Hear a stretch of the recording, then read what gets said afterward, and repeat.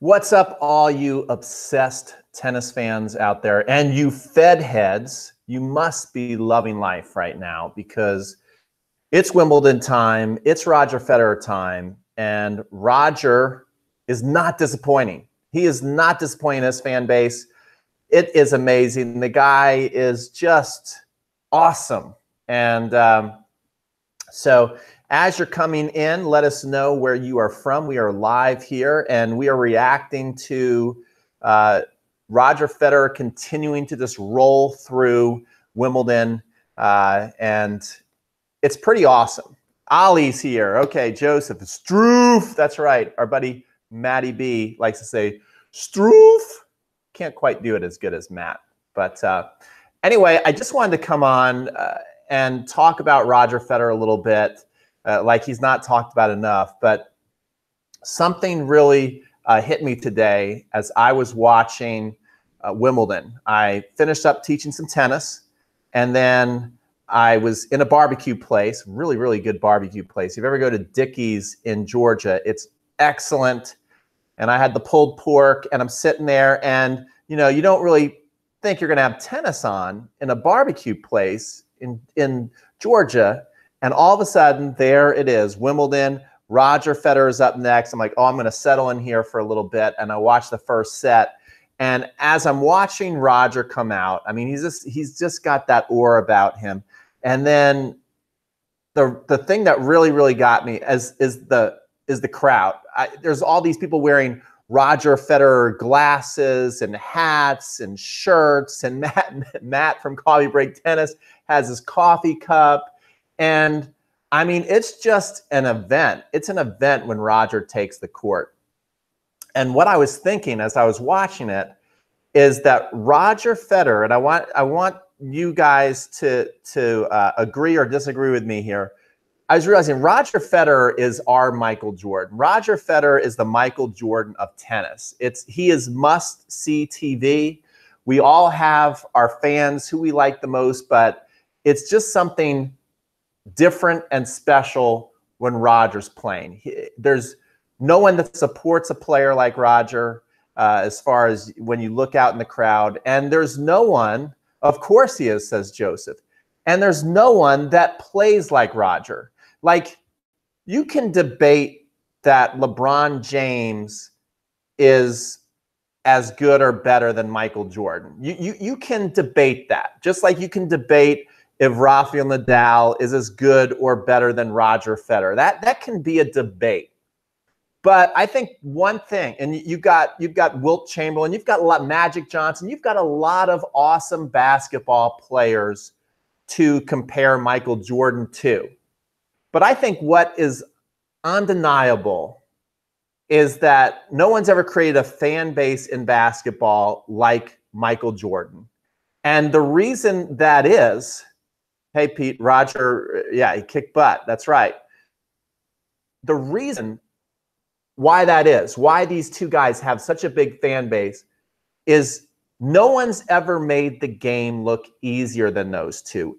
Complete, just effortless elegance, style, grace, power, like everything those two guys have done in their sport, Michael Jordan and Roger Federer, they just seem to make it look better. It's just more fun to watch, in my opinion. You know, Rafa, that guy might win darn 20 French Opens before this is over. I mean, he looks like he can go, as long as he stays healthy, he can win on that clay, and he might win the US. I mean, who knows who's going to have the most majors between Roger and Rafa. And like I say, I'm open for the debate on if Rafael Nadal is greater than Roger. I think that's a good debate, but I don't think there's any question who is the fan favorite by and large and who makes the game look better. No one makes the game look better than Roger Federer. And it's just so awesome to watch him do his thing, especially when you're watching him do it on grass. And what's different about the grass is typically you get that one or two looks to win a set because the play is faster, and Roger is just you know, picking his spots and making his shot. So it's really, really cool.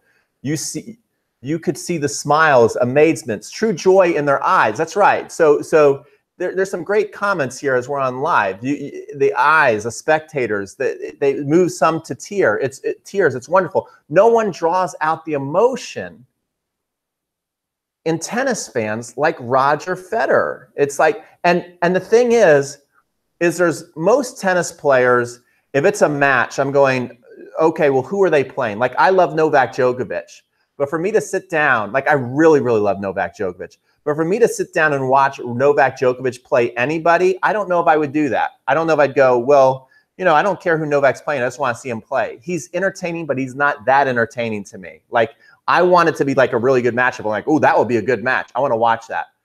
When Roger Federer is on TV, I don't care who he's playing. Just like if Michael Jordan is playing the absolute worst team in the NBA, it doesn't matter because Michael Jordan's playing. You're going to watch. And Roger Federer does that for tennis. People don't give a darn who he's playing. Now, of course, you know, if he's playing Rafa, that's more special. If he's playing Novak, that's more special. But in general, it doesn't matter who the guy is playing. We want to watch him play. Am I right? Incredible performance today from RF, says Connie. That's exactly right. And so I am just here's the other thing that I wanted to bring up is we really got to appreciate what we're seeing.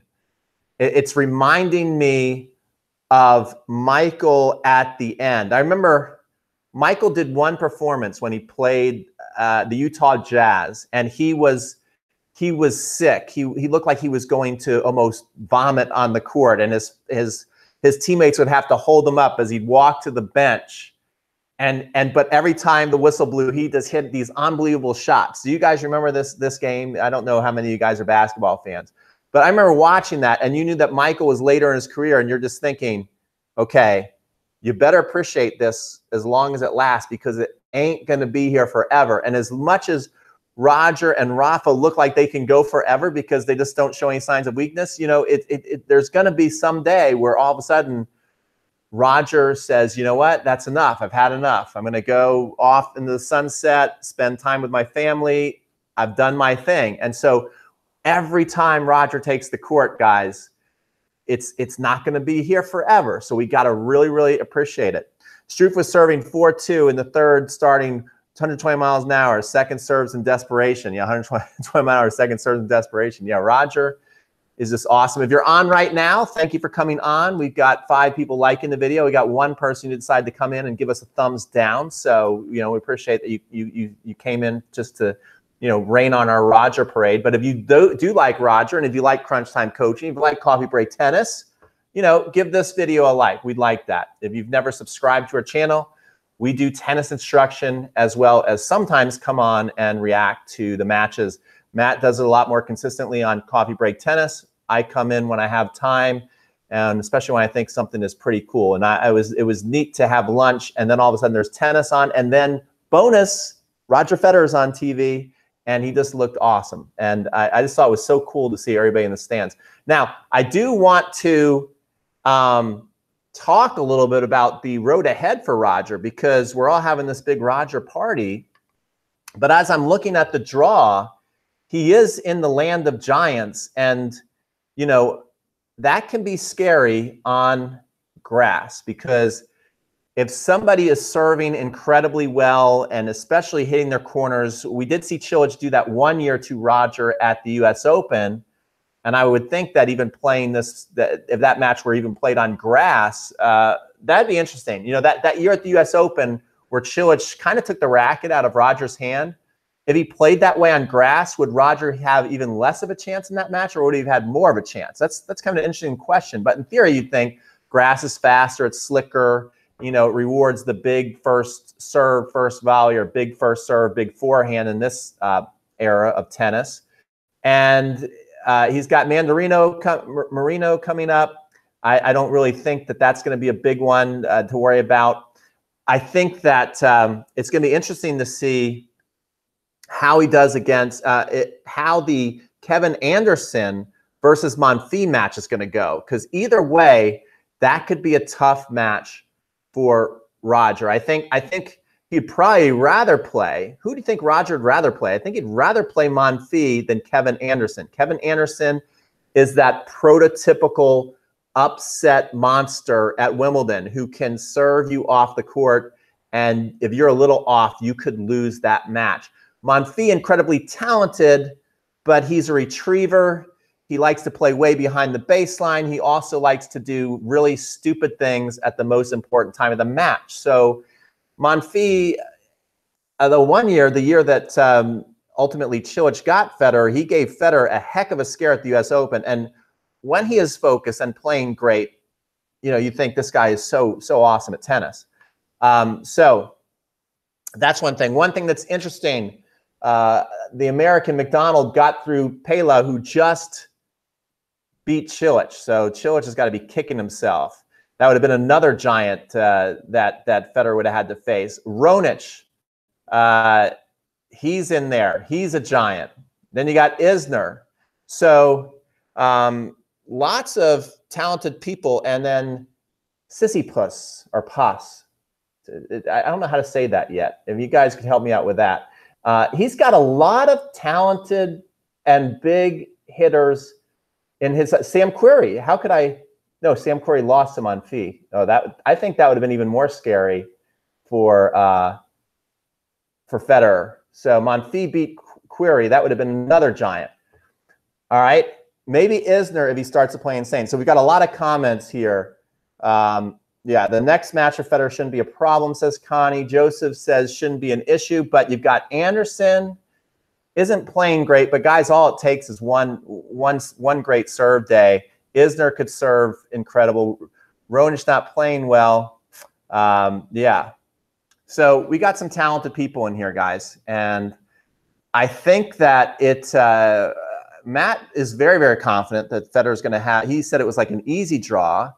I'm not as confident, certainly confident in Roger, but you got some people who are really stereotypically tough customers on grass that Federer is going to have to really be on his game as far as serving well, holding serve easy. And then when he gets those 1 or 2 looks at a break point, he's going to have to convert. I don't think he's going to be able to get a ton of break points like you might be able to do on a hard court or a clay court. Federer impressive today, says Diego, is hitting the ball quite beautifully. Yeah, that's what we've been talking about, Diego, is that Federer hits the ball beautifully. He is the Michael Jordan of tennis, and from just the way he looks and to the way the fans love him. And it was all on display today. You had Federer hitting great shots. You had the fans all coming out with their Roger Federer shirts, their hats, their glasses, and it's pretty cool to see.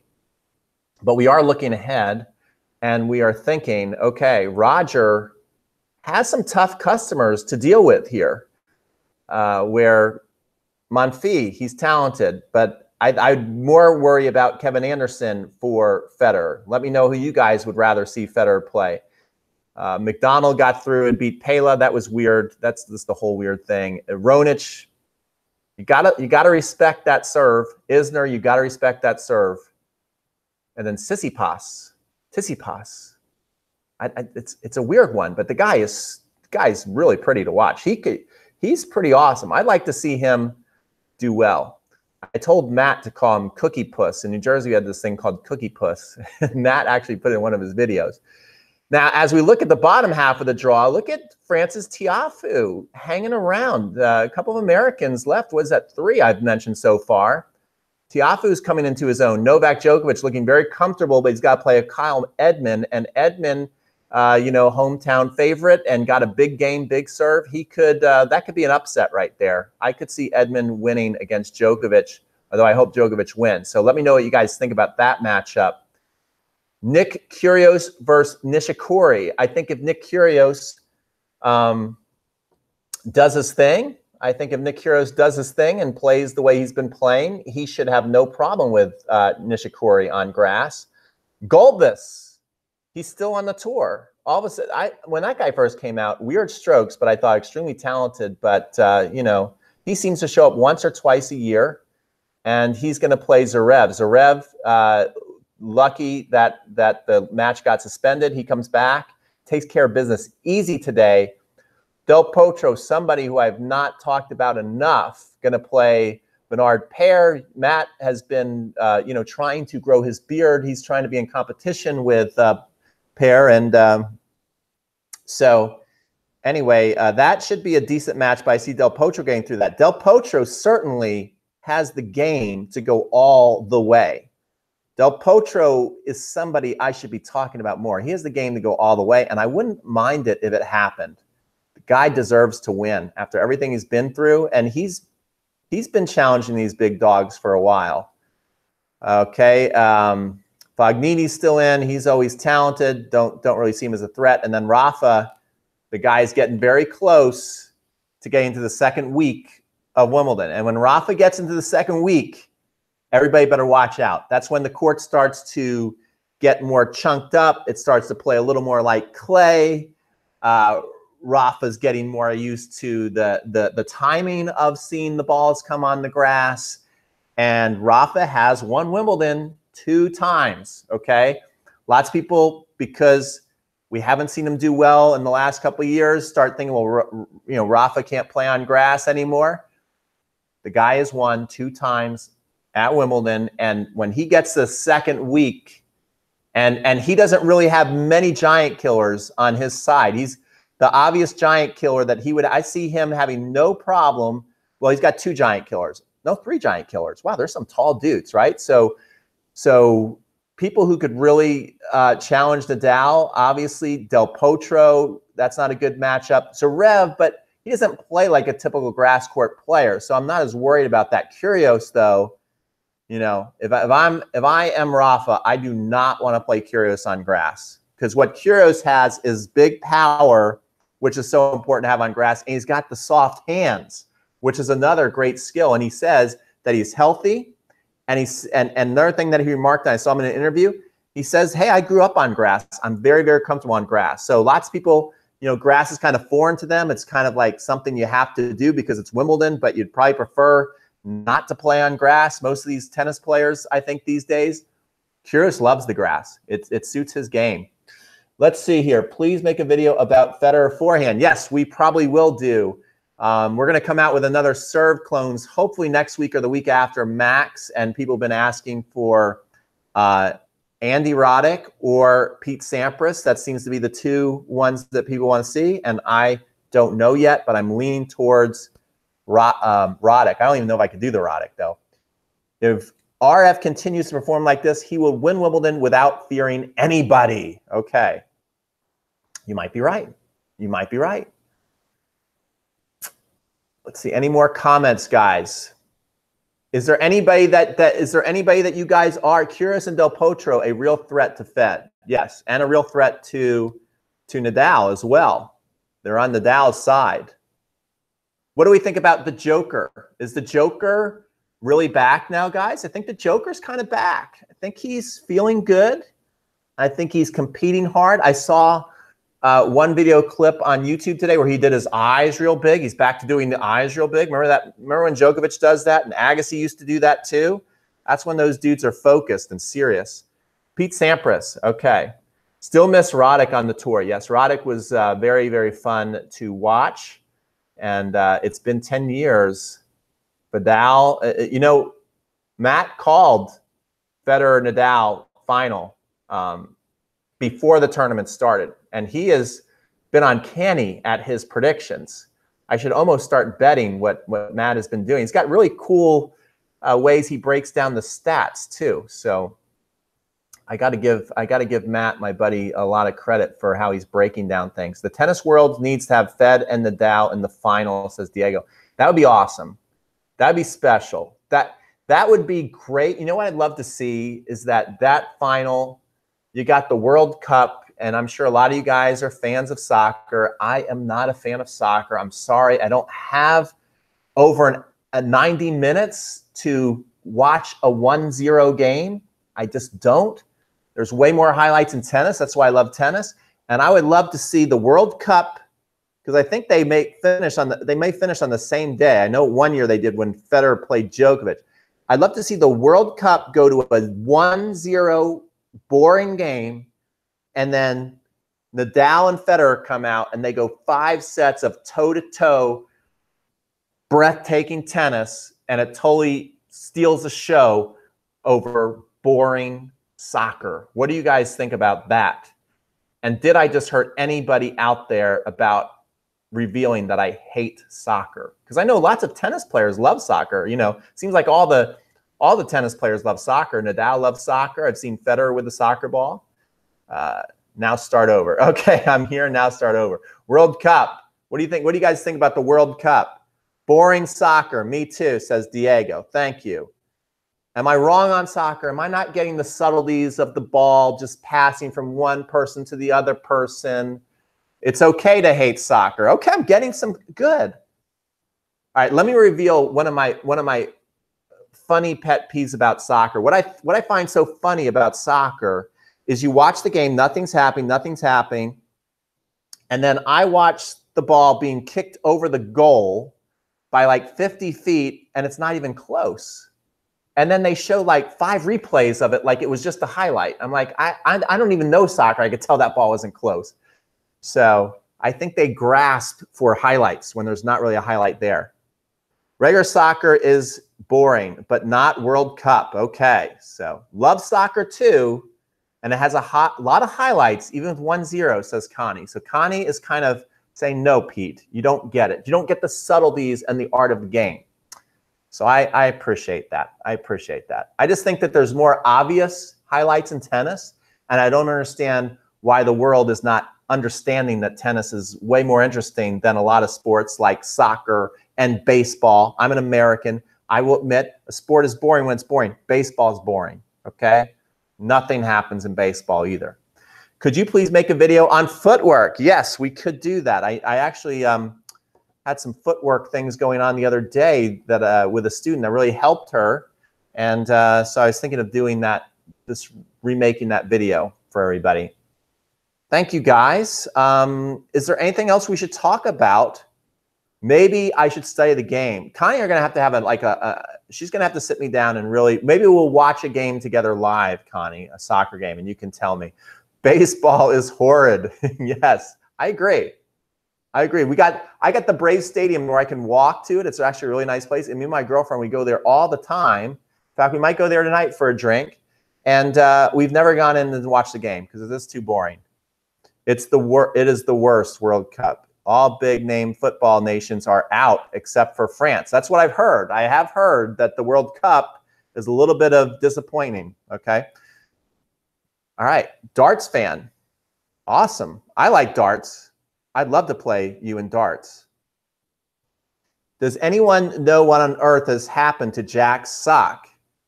Yeah, he's not hungry. He's not hungry like the other guys. He's, you know, and his backhand stinks.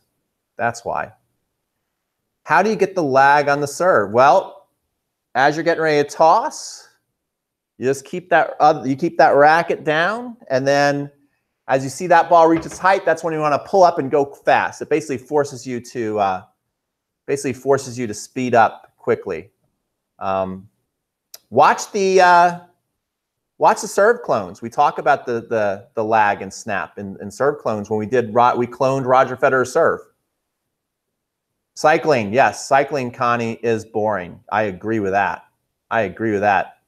I never was a fan of the whole Lance Armstrong phenomenon. I thought that was another thing. Like, are we really, really excited, you know, that excited about Lance Armstrong? I was never excited about Lance Armstrong. I'm like revealing all my stuff today about sports. Maybe it's because we start with the title, Roger Federer is the Michael Jordan of tennis, which he is. What say you? Is Roger Federer the Michael Jordan of tennis, or is this not fair to say to Rafa? Is this not fair to Rafa to call Michael Jordan? I think we just lost. I think I might have lost you guys. How can you practice at home? Boy, you're asking lots of great questions. I love visualization, visualizing videos, and doing lots of shadow strokes at home and make it into a workout. That's another thing I should do soon. Terrible playing women's tennis, but first, I love women's tennis. By the way, I think great show. Thank you. I love women's tennis. I think women's tennis is definitely very, very entertaining to watch.